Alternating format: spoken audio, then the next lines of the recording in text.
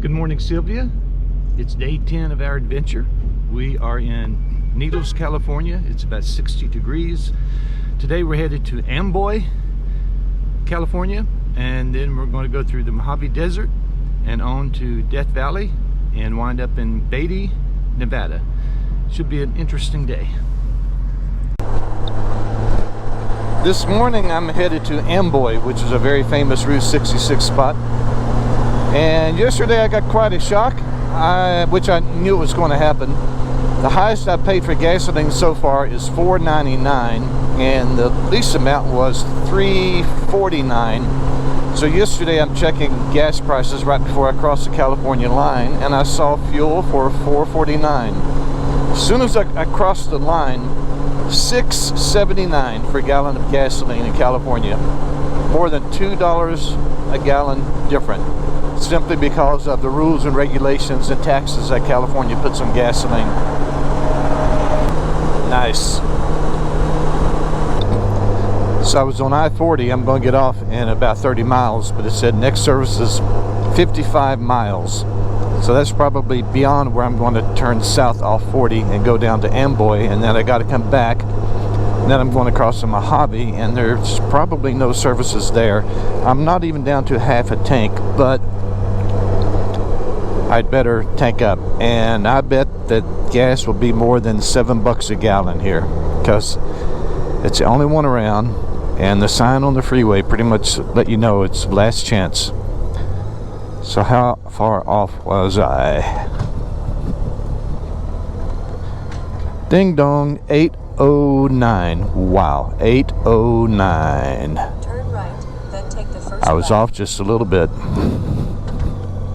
Turn left, then take the first right. Wow, wow, wow. I've seen this sign a lot and I always wanted to come here, so now I have.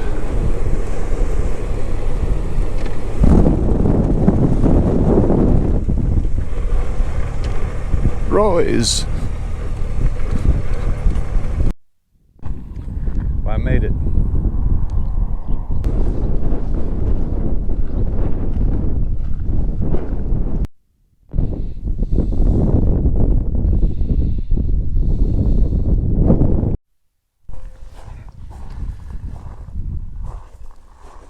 There are a number of cabins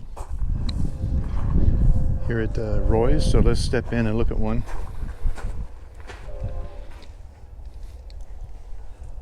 Actually, pretty spacious. Looks like there wasn't a separated bedroom, but there's a decent amount of space. They actually had a closet, a bathroom with a shower. There's the crapper,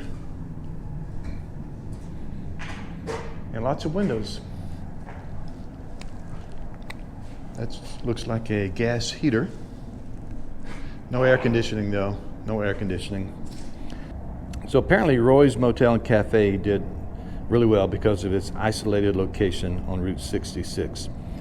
And Santa Fe Railroad came through here.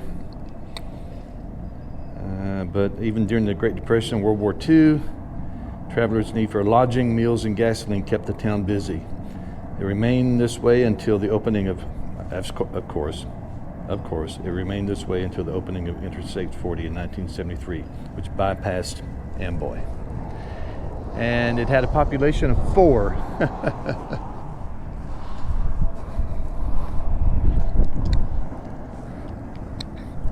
I'm glad I came.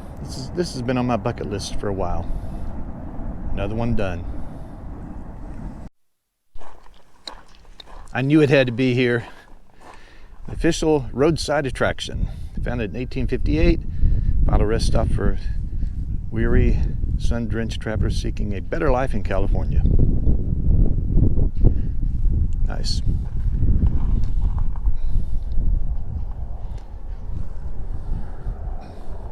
Look what I found.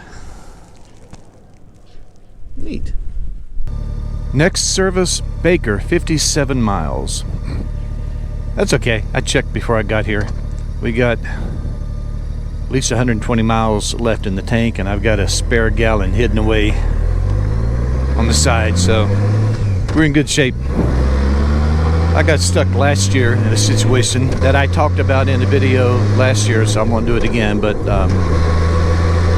if I'd had a gallon of spare gas on hand, it would have saved me some time. It all worked out fine. I just had to go way out of my way, the wrong way, to get fuel because I was too close to go the direction I wanted to on the amount of gas that I had before I could get to the next filling station. You live and learn. And I'm surprised at the temperature in the Mojave National Preserve. I was a little concerned about coming through here. I thought it would be too hot. But it's in the 60s. Of course, I'm at 2,200 feet. That helps. But it's very pleasant. Not what I thought. All right, just got fuel for $6.29 a gallon. Only $6.29 a gallon. But if I had purchased 8 gallons, I could have gotten 2 free tacos, but I could only force in 3 gallons, so oh well.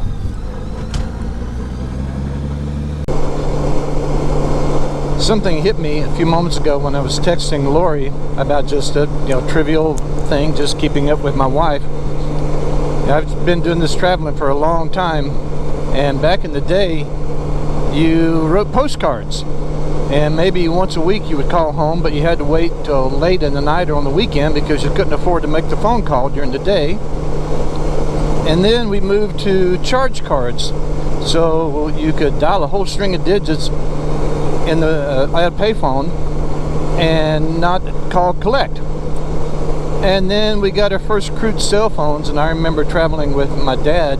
The first time I let him make a phone call back to Mom using a cell phone, going down the freeway in the truck, and he thought that was the craziest thing. Who would have ever thought that that would be possible? And now I send Lori multiple photos a day of just wherever I might be. I do it in real time. I'll often FaceTime with her if I'm out in the middle of a beautiful place and want to share it with her. I call her in the morning, I call her at night from my motel room. I don't have to go find a payphone. Who writes postcards anymore when you can just send a photo? It's just really interesting over my lifetime how technology has changed. In this case, definitely for the good. It keeps us very close while I'm on one of these trips, and she knows everything I'm doing, where I am. I can share it with her. And we're part of the same family group on her iPhone, so she can use the Find My app and find my iWatch, my iPhone, or my iPad, or my Apple Mac Air at any time. She can find the location of all those things on a map in real time and know exactly where I am. So technology is pretty neat in that regard, and how it lets us both kind of be on the trip. Anyway, I thought that was kind of neat. Actually, there is one downside to all of our modern technology, and that's that no one writes letters anymore. The family home in Kentucky, I still call it the family home, you know what I mean, but it hasn't been a home since my dad died. But it's sold today, and the new buyers are coming from California, and I think they have 7 kids, so their kids are going to have a good place to grow up. But over the past few months, of course, we've been going through the possessions at home, and Mom had a whole drawer of all the cards, postcards, letters that we had ever written or sent to either of them. I saw postcards from back in the 70s that I mailed to Mom when Dad and I and my grandfather were on a trip. When I first moved to Raleigh, phone calls were expensive, so I wrote a lot of letters to Mom. They wrote letters to me. My little sister Laura, at the time, still living there, she wrote letters, and I'm going to take one at a time over the coming months as I keep processing, not having my dad around anymore. Now the family home being sold today, I'm going to take my time and go through those letters, and I know that it's going to tug at my heartstrings a little bit, but it's going to be good. Even this trip, when I left, I could have texted Lori some sweet little text or a photo or something, but I actually wrote a note to her by hand with a fountain pen in cursive, because I wanted it to be a little more personal than a text. And I think she appreciated that. But when the current generation gets old and they've lost all their photos from their iPhones or Androids or whatever, there's going to be a little something missing, because they're not going to have all the written letters that I have, and unless they're very, very careful with their photographs, they're not going to have many photos, because it's too easy to take a photograph now. They're not special anymore, so we really don't take time to preserve them and make sure that they're around for the future, because you can always take another one so easily. But anyway, so maybe occasionally just sit down and write a letter to someone you care about instead of sending them a text. Wow, pretty desolate looking and dry and brown.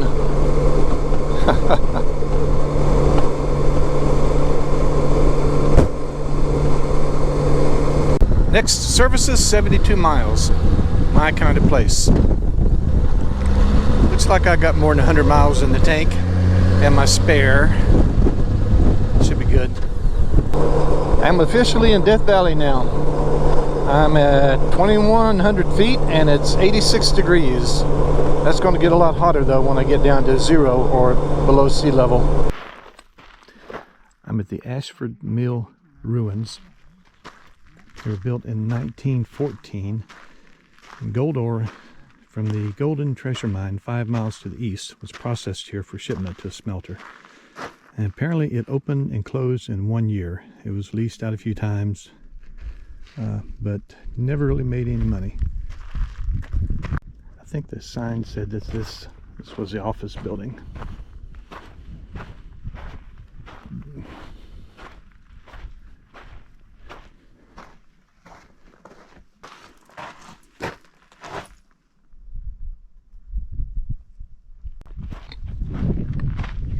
This is what remains of the mill that would have crushed the ore and processed it for shipment. 1914. There's still some timbers. Obviously the concrete foundations. Some more concrete down below, and then a depression. I don't know if that had anything to do with it or not. Some neat joinery. I wonder how long this wood will last. It's been here over 100 years. It's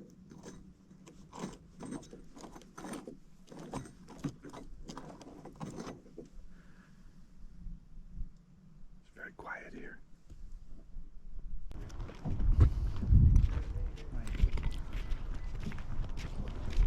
Made it to Badwater. Badwater Basin. 282 feet below sea level.